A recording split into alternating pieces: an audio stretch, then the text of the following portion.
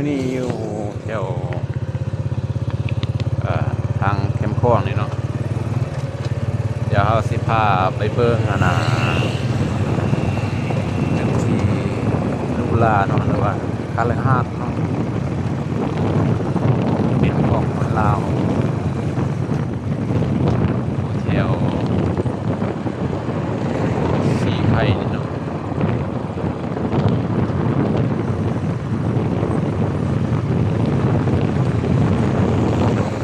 นี่มันตึกก็กำลังสร้างกันเนาะนี่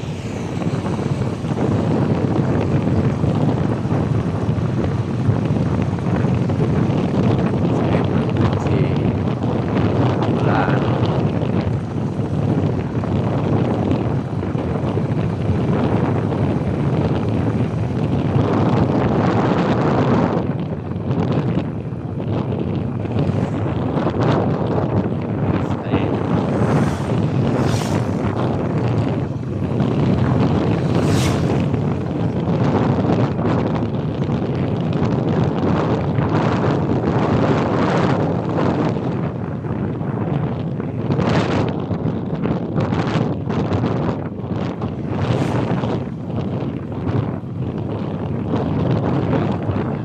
นี่เนาะ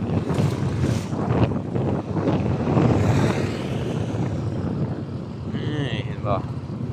เป็นที่งามเนาะอันนี้เนาะ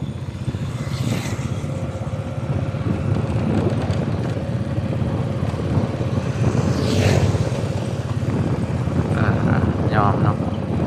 ทางลงก็พากันขึ้นเนาะสั่งสิเว้าเนาะเราเนาะระเบียบบอกให้เข้มเนาะเบิ่งการสัญจรก็ฮู้เนาะเพราะว่าทางขึ้นน่ะก็พากันลงขึ้นเลยเนาะเพราะว่านักเรียนว่าละส้นขึ้นลงแบบนี้หมดเนาะ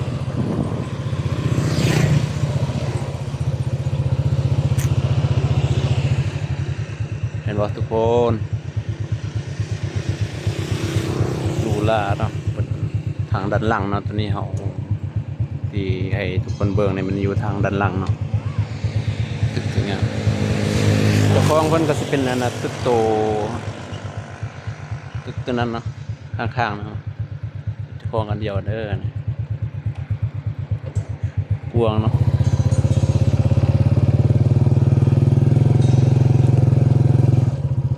มันสิอยู่ติดกับแม่น้ำนี่แม่น้ำคลองนี่เลยเนาะอันนั้นที่เป็นฝั่งไทยเนาะฝั่งนั้นเนาะเหยียบแม่น้ำคลองนี่สิมีนี่อยู่แถวบ้านวัดไตนี่เนาะซึ่งมีถนนวันนั้น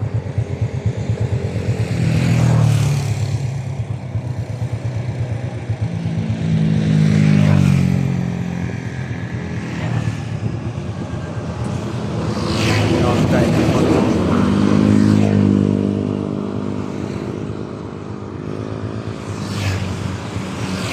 อันนี้เป็นทาง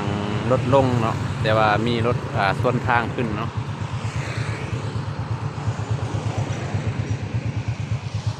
คาร์บอลิกอัปสักที่ว่าเนาะ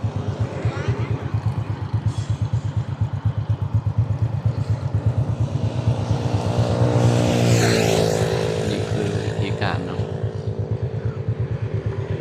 แต่ละ